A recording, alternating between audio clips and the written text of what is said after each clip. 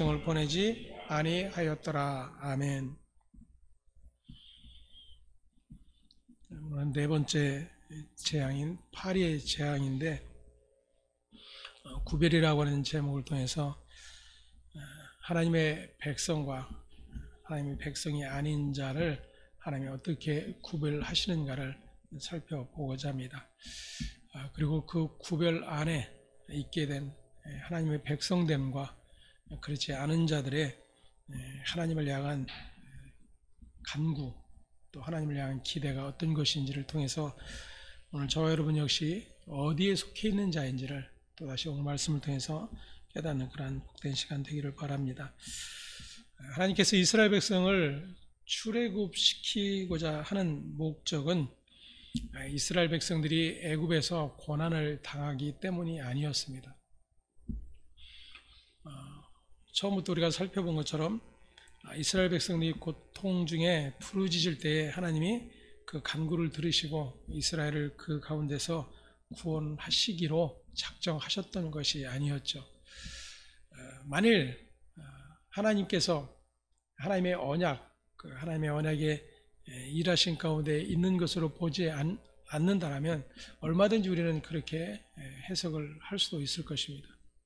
그렇게 우리의 고난의 문제 가운데 하나님이 함께 계시고 당신의 백성들을 구별하여 건져내시는 그러한 하나님을 찬송하는 그러한 자리로 나아가겠죠. 하지만 하나님은 이스라엘 백성들이 고통 중에 부르짖었기 때문에 그 기도를 들으시고 그들을 그 고통 중에서 건져내시는 그러한 하나님이 아니라 이미 아브라함과 이삭과 야곱을 통해서 약속하신 그 약속을 친히 이루어 가고 계시다라고 하는 것을 우리가 살펴보았습니다. 오늘 이제 이 네 번째 재앙, 파리의 재앙인데, 세 번째 재앙까지는 이스라엘이 있는 고센 땅과 애굽 사이에 구별이 없었던 것 같습니다. 오늘 네 번째 재앙, 파리의 재앙에서 이제 하나님은 이스라엘 백성들이 거하고 있는 고센 땅과 애굽인을 구별하겠다라고 말씀하십니다. 재앙이 이스라엘에게는 미치지 않고 애굽에게만 있을 것이다 말씀을 하시는 것이죠. 이러한 그 하나님의 구별을 우리가 바라보면서 예를 들어서 고통 중에 부르짖고 또 하나님의 백성이기 때문에 하나님이 당신의 백성들을 보호하시고, 그래서 하나님의 백성이 아닌 자와 하나님의 백성인 자를 구별해내시는 그런 하나님으로 우리가 보게 되면은 나를 위한 하나님, 나의 모든 일에 도우시는 그런 하나님으로 우리 계속해서 바라보게 되죠.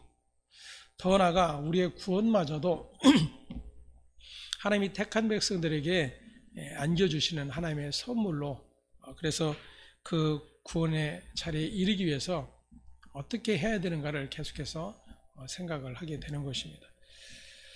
하지만 성경은 그렇게 인간의 애씀과 노력 그리고 열심을 가지고 하나님의 어떠함의 자리로 나아갈 수 있는 그러한 일들을 우리에게 가르쳐 주고 계시지 않아요. 너희가 이렇게 하면 내가 너에게 이렇게 할 것이다. 하나님은 그렇게 말씀하시지 않습니다. 율법의 말씀을 보면은 순종하라 아니면 하지 말라 이런 말씀들이 있죠. 그러면 예를 들어서 순종하게 되면 내가 이렇게 할 것이다 이런 표현들이 있죠. 그렇기 때문에 우리가 어떻게 하느냐에 따라서 하나님이 일하실 것이다 라고 생각을 합니다. 내가 하나님 앞에 충성되이 하나님이 기뻐하실 일들을 우리가 열심히 하면 하나님도 우리에게 보상을 해 주실 것이라는 그러한 생각들을 갖게 되는 것이죠. 그것을 믿음이라고 여기고 그 더 큰 믿음을 세우려고 애를 쓰는 것입니다. 왜냐하면 큰 믿음, 하나님이 보실 때 인정할 만한 믿음이어야 나에게 하나님의 도움이 있을 것이고 하나님의 구원도 확실해질 것이다라고 여기기 때문이죠. 세 번째 재앙까지 이스라엘과의 구별이 없었어요. 이것은 또 한 가지 무엇을 우리에게 가르쳐주고 있냐면 애굽과 이스라엘이 다르지 않다라는 것입니다. 하나님의 재앙은 지금 하나님의 백성 이스라엘을 붙들고 있는 애굽에게만 허용된 것이 아니에요. 모두가 동일한 하나님의 심판 아래 놓여 있음을 보여주고 계신 것이죠. 그래서 이 세 번째 재앙까지 이스라엘이 거하고 있는 고센 땅도 구별되지 않았던 것입니다. 그들 역시 동일한 고난을 겪으면서 하나님이 누구신지에 대한 것들을 계속해서 배워가는 것입니다.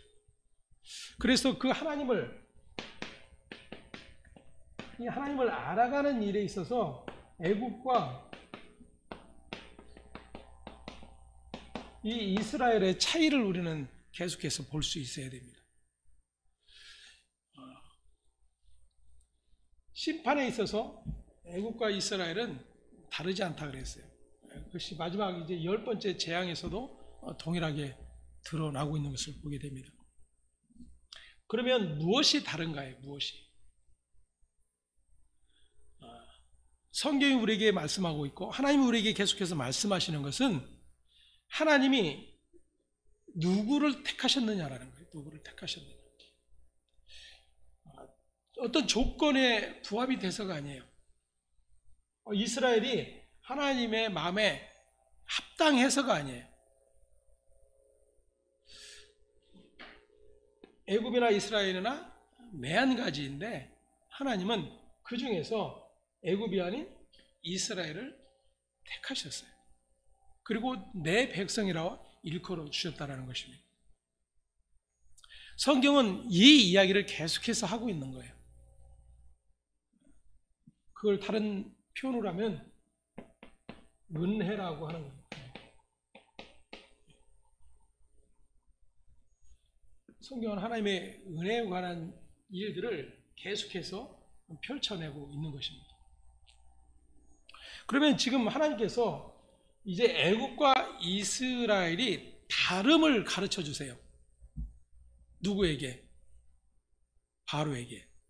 근데 이 다름을 가르쳐 주시면서 바로에게 그러한 일들이 일어날 것이다 라고 말씀하시고 너희와 내 백성 사이를 구별할 것이다 라고 말씀을 하세요. 그러면 이것은 애굽 그리고 바로에게만 말씀하고 계신 것이 아니에요. 자, 이제 네 번째 재앙은 애굽 사람들에게는 모두가 고통스러운 일이 되어지지만 이스라엘 백성들이 거하고 있는 고센 땅에는 아무런 일도 일어나지 않았어요. 이것은 하나님이 이스라엘 백성들을 보호하시는 측면으로 생각해서는 안 돼요. 하나님의 백성과 하나님의 백성이 아닌 자를 구별해 내시는 겁니다. 다시 말하면 이스라엘이 지금 어떤 특별한 일을 하고 있는 것이 아니죠.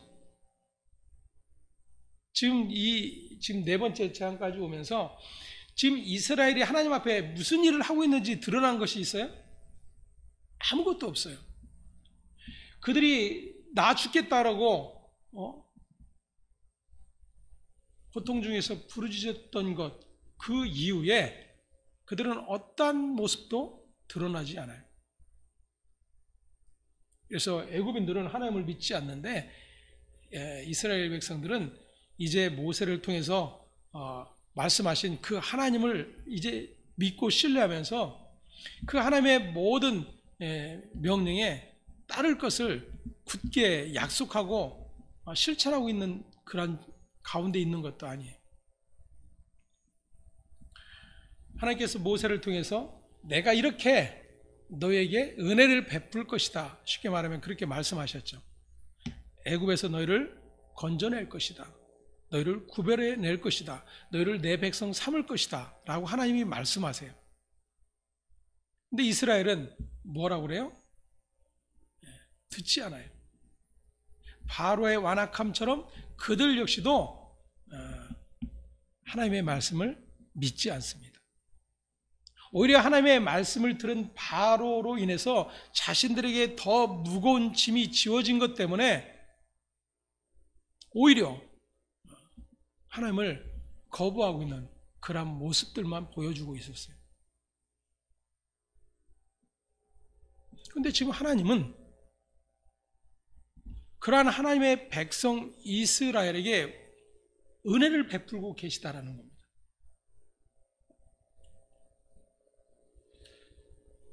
그들이 뭘 한 것 없어요. 하나님이 보내신 모세와 아론의 말도 믿지 않고 그들을 통해서 말씀하신 하나님의 말씀도 거부했던 자들이에요. 어쩌면 그 세 번째 재앙까지 그렇게 이제 하나님의 말씀을 거부하고 있는 그 완악함에 대한 하나님의 심판으로 드러나고 있었던 것이에요. 그런데 그 세 번째 재앙까지 보면서 이스라엘 백성들이 야, 정말 우리 하나님은 대단하시구나. 이제 하나님의 말씀을 믿고 순종하고 따라야 되겠구나. 이런 어떤 변화들이 있었어요? 예, 없었습니다. 그럼에도 불구하고 하나님은 고센과 애굽을 구별하세요. 여러분, 그걸 은혜라고 그러는 거예요.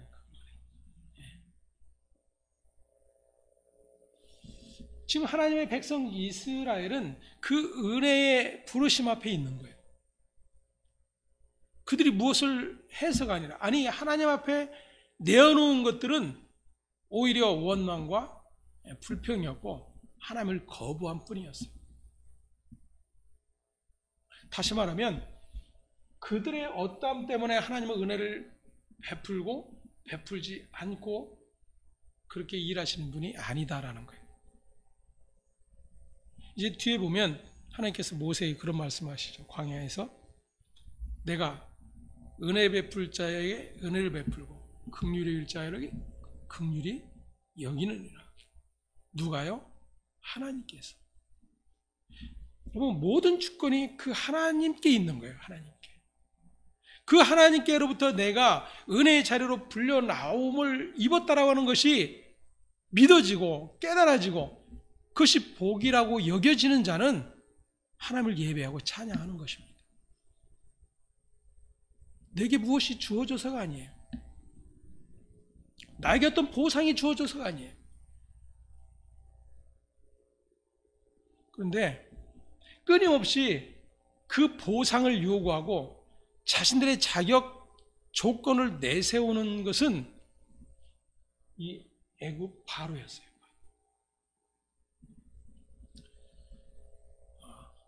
하나님께서 말씀하신 대로 이제 네 번째 재앙이 임했습니다.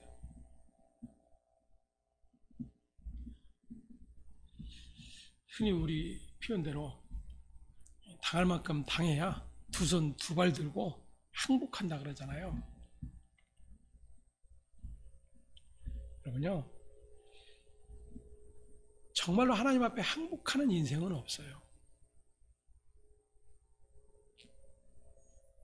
항복하는 척하는 거죠. 근데 항복한다고 생각하는 거예요. 그럼 항복은 그냥 더 이상 나는 아무것도 할 수 없는 존재의 자리로 들어가는 거예요. 나의 죽음을 선포하는 거예요. 근데 그 죽은 자로 지냅니까, 우리가? 어느 순간 봄에 이렇게 새싹 솟아오르듯이 죽었던 나뭇가지였던 것 같은데 봄 되면 봄기운이 솟아오르는 것처럼 우리의 모든 죄의 탐심들이 뚫고 나오는 거예요.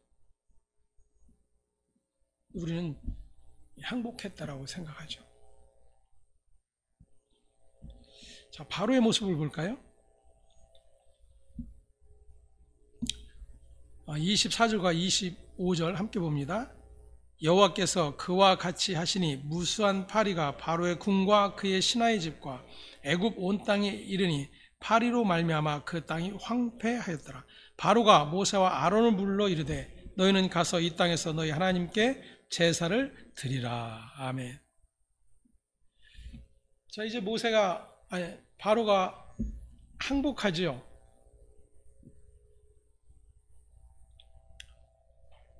그리고 너희 요구대로 제사해라 그래요. 제사해라. 어디에서 제사하래요? 네, 이곳에서. 그러니까 애굽 밖으로는 나가지 말고, 본래는 지금 조건이 뭐예요? 사흘길쯤 떨어진 광야로 가서요. 시내산 앞에서 하나님을 예배할 것을 말씀을 하셨어요. 근데 바로가 뭐라고 하냐면, 그래, 제사를 하는데 굳이 거기까지는 가지 말고 여기서 해라.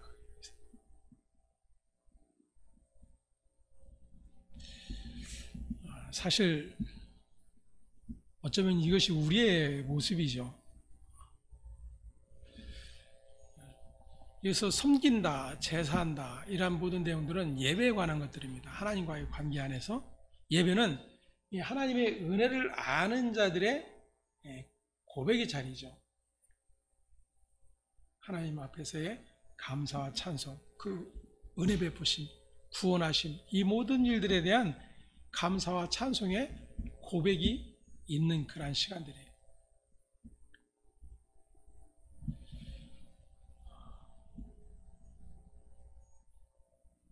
예배하기는 하는데 굳이 광야까지 갈 필요가 있냐라는 거죠.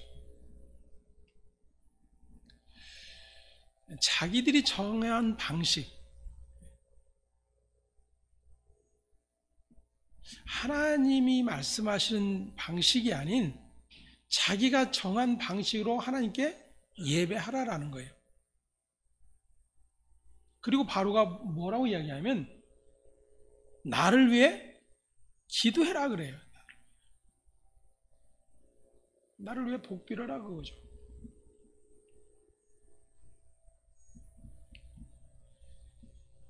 모세가 27절에 이렇게 이야기합니다. 우리가 사흘길쯤 광야로 들어가서 우리 하나님 여호와께 제사를 드리되 우리에게 명령하시는 대로 하려 하나이다. 아멘. 우리에게 명령하시는 대로 하는 것, 그게 뭐예요? 예배예요. 자신들이 정해놓은 어떤 기준들을 가지고 그 기준에 부합했다고 해서 그걸 예배라고 여기는 일들이 많이 있죠.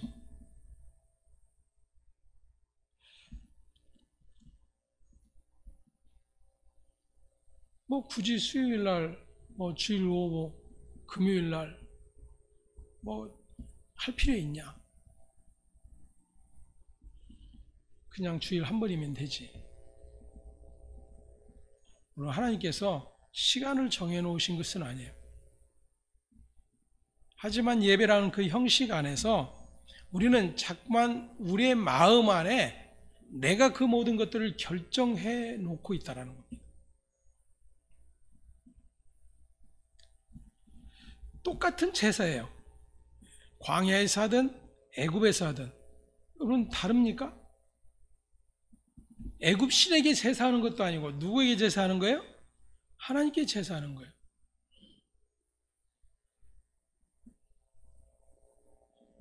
형식의 부분도 다르지 않습니다. 이스라엘 하나님께 제사하는 것은 짐승을 잡아 하나님 앞에 제사하는 거예요. 근데 애굽에서 잡는 거하고 광야에서 잡는 거하고 다르겠습니까? 다르지 않아요. 다름은 자기가 정하는 거예요. 하나님께서 말씀하신 것이 아닌 자기가 정하고 자기의 방식대로 따르는 일, 이 일에 대해서 바로가 지금 허용을 하고 있는 것입니다. 모세가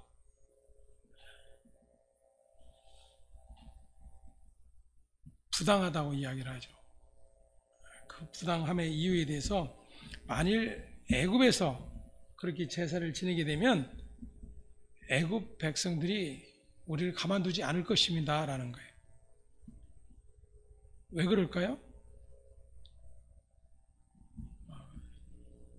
이스라엘이 하나님 앞에 번제로 드려야 될 제사의 제물들은 이 애굽인들이 섬기는 신들의 형상이에요.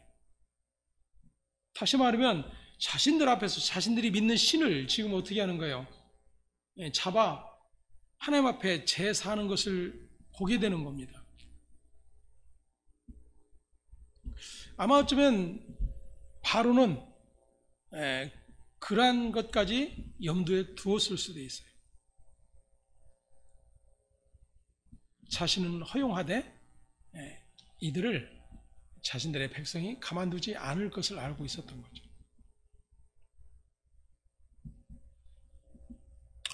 항복입니까 이것이?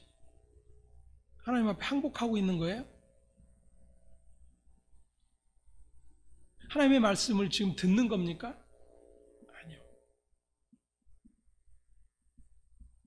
하나님의 말씀하신 대로 제사를 허용하고 하나님을 예배를 하는 것을 허용하고 있는 것 같지만 거기에는 하나님과의 관계성이 하나도 들어있지 않아요. 여러분, 예배는 하나님과의 관계성 안에 있어야 됩니다.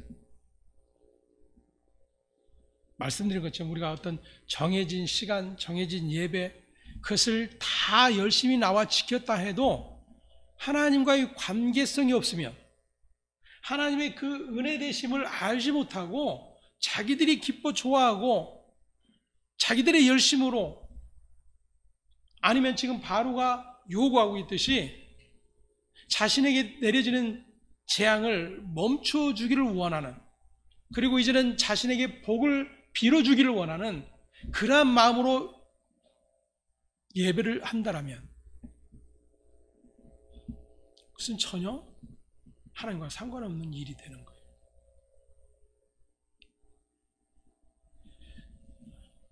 그러면 하나님께서 지금 이스라엘 백성을 애굽에서 나와 광야에서 시내 산에서 하나님 앞에 예배할 것을 말씀하세요. 그것 자체가 뭐예요? 구별이에요. 구별. 여러분, 예배라고 하는 것은 온전히 하나님께 속한 거예요. 인본의 어떤 것과 하나님의 어떤 일들이 섞여 있음이 예배가 될 수가 없어요. 근데 우리는 우리의 많은 인본적인 어떤 일들을 가지고 하나님께 예배한다고 해요. 하나님을 찬송하고 하나님을 기쁘게 해드린다고 이야기합니다.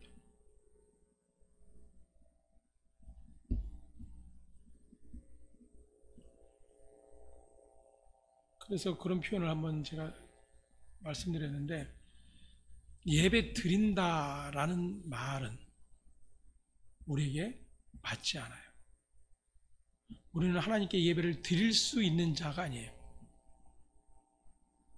하나님 앞에 온전한 예배를 드리신 분은 예수 그리스도 한 분밖에 없는 거예요. 그래서 우리는 예배한다라고 표현합니다.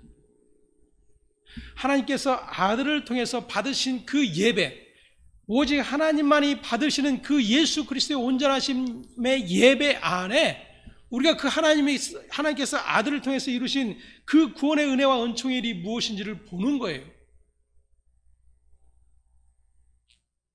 그 하나님의 일을 봄으로써 우리 안에 어떤 일들이 이루어졌는지를 성령께서 깨닫게 하시는 것입니다.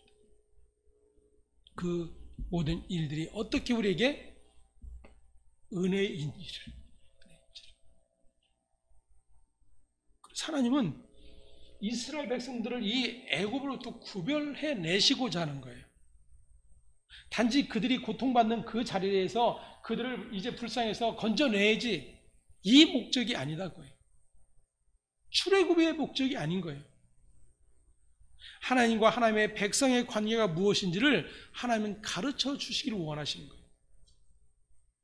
근데 그 일이 애굽에서는 안 되는 거예요.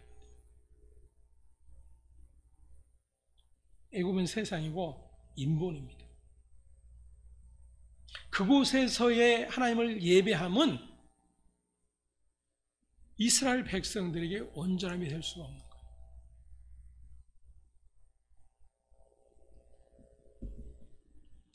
그래서 하나님이 말씀하신 것과 바로가 하나님을 예배하는 것을 허락함에 있어서 엄청난 차이가 있는 거예요.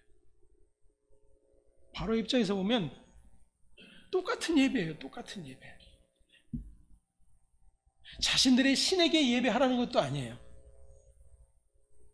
너희 하나님, 너희를 보낸 그 여호와께 예배하라는 거예요. 하지만 여기에서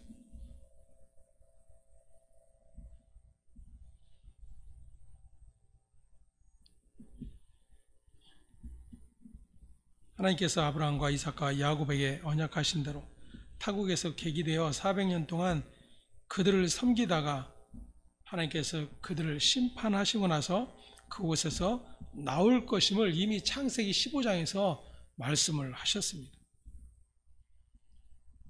그 언약의 말씀을 따라 출애굽이 이루어지는 것이고 이 출애굽을 통해서 하나님을 예배하는 것이 목적이라고 하는 거예요. 다시 말하면 이스라엘을 애굽에서 건져내시는 목적이 무언가? 하나님을 예배하게 하기 위함이다라는 것입니다.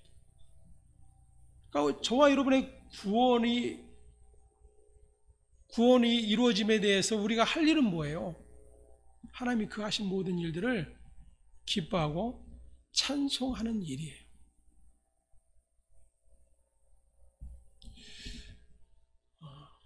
오늘 우리의 예배 가운데 많은 우리의 정성들이 더해졌습니다.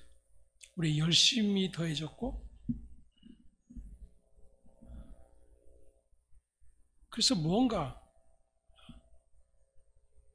더 거룩한 예배, 하나님이 기뻐하실 어떤 예배들을 계속해서 고안해냅니다.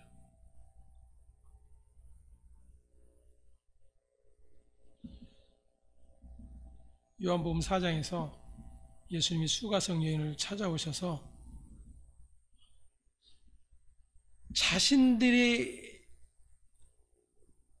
드렸던 예배 방식, 유대인들이 드리던 예루살렘에서의 예배 방식, 그들이 그림심산에서 드렸던 예배 방식,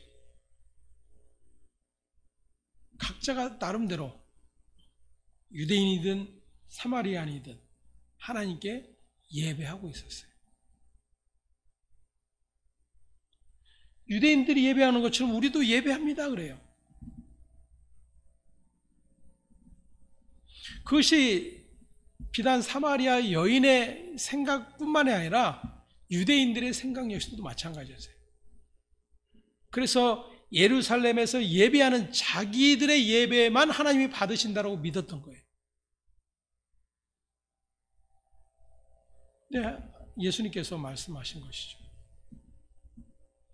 예배는 그렇게 하는 것이 아니다. 그렇게 드려지는 것을 하나님이 받으시는 것이 아니다라고 말씀하세요.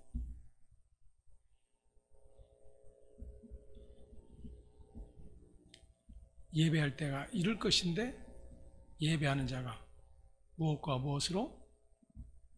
영과 진리로.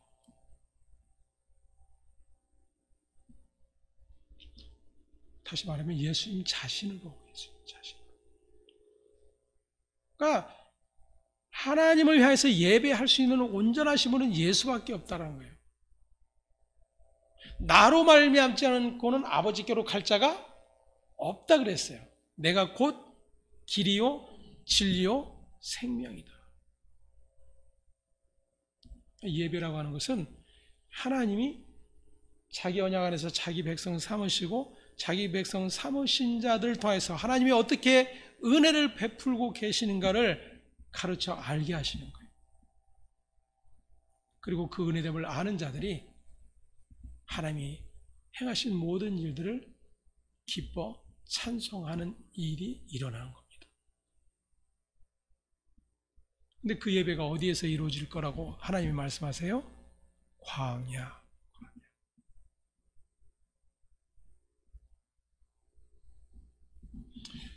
애굽에서 지금 제사를 하면 얼마든지 형식을 다 갖춰서 할 수 있지 않겠습니까?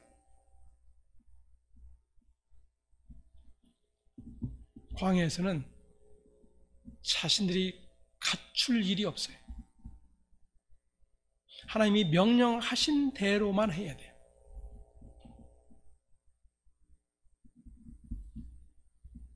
(20절에서) 내 백성을 내보내라. 그들이 나를 섬기리라. 그들이 나를 예배하리라. 그들이 나를 예배하리라. 그들이 나를 섬길 것이다. 그러니까 자꾸만 우리는 그 대상을 나로 생각하는 거죠. 내가 하나님을 섬기고 내가 하나님을 예배하는 자로 여기게 되는 거예요. 하지만 하나님이 받으시는 예배는 하나님이 은혜 베푼 자들에게만 주어지는 거예요. 그 은혜가 어떻게 주어졌는지를 우리는 너무나도 잘 알고 있지 않습니까? 당신의 아들 십자가의 언약의 피를 통하여 하나님의 구원의 은혜를 선물로 받은 자들이에요. 다시 말하면 하나님을 전부로 받은 자들이라 그런 표현입니다. 내가 은혜를 받아서 천국 가는 구원을 얻은 자라는 그러한 개념이 아닌 거예요.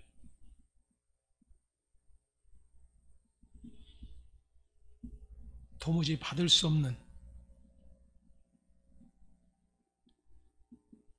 받을 것이라고 하는 온통 재앙뿐인 그러한 인생에게 하나님이 친히 구별해 놓으시는 거예요. 그래서 고센과 애굽의 구별이에요. 그렇게 하나님의 은혜의 사건 안에서 구별됨이 이루어졌다는 것을 알게 되면 우리가 무슨 조건을 하나님 앞에 달겠습니까? 조건을 달고 나의 필요를 구하는 모든 일들은 하나님의 은혜 되심을 모르는 일들에 속할 수 있다는 것입니다. 그래서 그 하나님의 구원의 은혜 되심이 무엇인지를 이스라엘이 모르기 때문에 계속해서 광야 내내 하나님을 위해서 원망과 불평을 쏟아내는 거예요.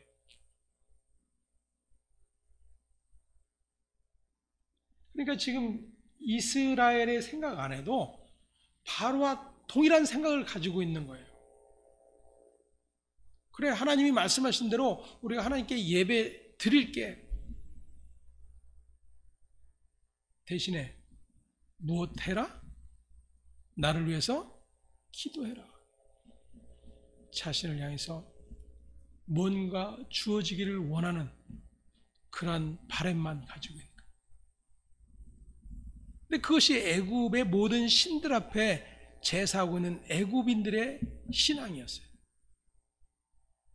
이스라엘 백성들 역시도 그 400년이 넘는 기간 동안에 애굽의 그 모든 문물을 보고 자라왔어요. 그들의 신들을 예배해 왔어요. 그러한 가치로 하나님을 예배할 수 없기 때문에, 하나님은 그러한 것을 예배라고 여기지 않으시기 때문에 하나님의 백성을 끄집어내요 하나님을 예배하는 것이 무엇인지를 그들에게 가르쳐 주시고 계시는 것입니다. 저와 여러분의 인생 안에도 역시 마찬가지예요. 하나님 우리에게 가르쳐 주시고 우리에게 지금 너는 내 백성이라고 일컬어 주심이 무엇인지에 대해서 우리가 관심을 기울여야 돼요. 그것은 단지 바로가 여호와를 해서 기대하는 것, 그러한 것이 아니에요. 동일하게 완악함으로 말미암아 그 많은 재앙들을 받을 수밖에 없는 그러한 존재임이 분명한데 어떻게 하나님께서 우리를 그들과 구별시키고 그 애국으로부터 우리를 건져내셨는지를 알게 되는 것입니다. 그 하나님의 일하심이 어디에 근거를 두고 있느냐 그거예요. 자신들에게 근거를 둔 것도 아니고 바로의 완악함 때문에 그 완악함을 심판하시고 당신의 백성들을 보호하시는 일이 아니에요. 창세적 언약 안에서 그리고 아담과 하와에게 약속하셨던 그 언약을 계속해서 하나님은 약속의 대상자들을 통해서 가르쳐 주고 계시는 겁니다. 그래서 아브라함과 이삭과 야곱의 하나님, 언약의 하나님이라는 이야기입니다. 그들에게 근거가 있음이 아니에요. 지금 이스라엘의 근거가 있음도 아니에요. 바로의 완악함 때문도 아니에요. 여러분, 바로의 완악함이 왜 계속해서 완악해져 가요? 하나님께서 그렇게 하셨다라는 거예요. 무엇을 위해서? 하나님의 백성과의 구별을 위해서.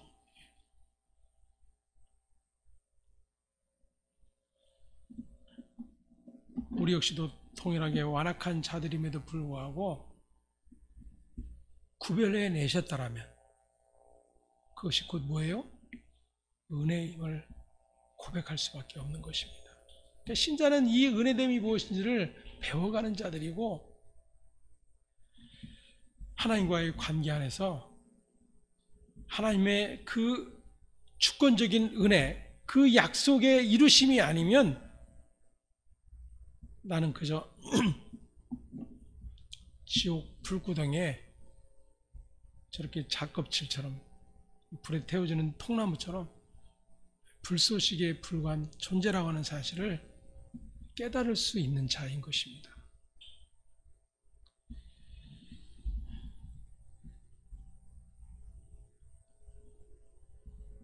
하나님께서 그렇게 바로를 심판하시는 과정들을 통해서 하나님의 백성이 계속해서 보고 배우는 거예요. 근데 그 보고 배운다고 해서 바로와 다른 길로 갑니까?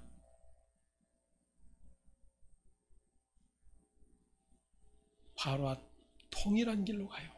동일한 길. 광야 내내, 아니 가나안 땅에 들어가서 내내, 아니 그들의 역사 내내 동일한 일들만 할 뿐이에요. 그럼에도 불구하고 하나님의 은혜 베푸심 때문에 그 은혜가 그들을 붙들고 이끌어 가심으로 말미암아 하나님의 놀라운 구원의 은총을 덧입게 되는 그런 복이 주어지게 된 것입니다. 이러한 사실도 우리가 말씀을 통해서 배워갈 때마다 우리의 교만이 무엇인지, 우리의 약함이 무엇인지, 우리의 거짓됨이 무엇인지가 드러나고 보여질 뿐이에요. 여러분, 어떤 행위를 하지 않아서가 죄가 아니죠. 오히려 행위를 하고 있음에도 불구하고 더 큰 악을 쌓는 일들이 있을 수 있다는 것입니다. 그래서 우리는 말씀을 통해서 언제나 그 기준이 하나님과 그 아들 예수 그리스도께 있어야 되는 거예요.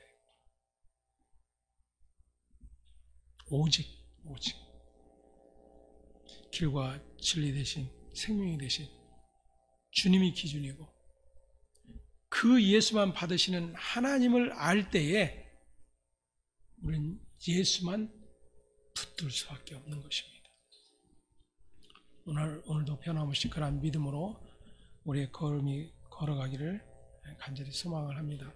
기도하겠습니다. 하나님 감사합니다.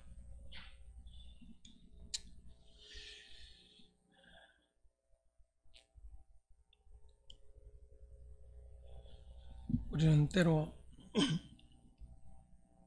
우리의 모든 정성과 열심을 다해서 하나님을 섬기며 예배하는 것이 마땅하다고 여기지만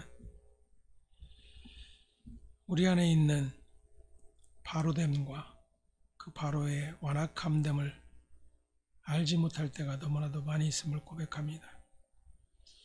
우리의 행위에 들여짐으로 할 일을 다 했다라고 여기고 하나님 앞에 예배자로 서 있음을 기뻐할 때가 얼마나 많았는지, 오늘도 바로의 모습 안에 우리의 거짓 항복과 우리의 거짓 순종과 우리의 거짓 예배됨이 무엇인지를 또다시 들여다볼 수 있도록 빛으로 이끌어내 주셔서 감사를 드립니다. 참으로 언제나 성령으로 말미암아 영과 진리 되신 예수를 깊이 생각하는 자들 되게 하시고, 그래서 하나님께서 아들을 통해서 이뤄내신 그 언약의 모든 일들 안에 참으로 우리의 구원이 있으며 우리의 생명이 있으며 우리의 영원한 복이 있음을 고백하게 하시고 그 믿음의 삶을 살기를 기뻐하는 우리 모두 될 수 있도록 성령님 이끌어 주시옵소서. 감사와 찬송의 아버지께 있음을 고백하며 우리의 주 되신 예수 그리스도의 이름으로 기도합니다. 아멘.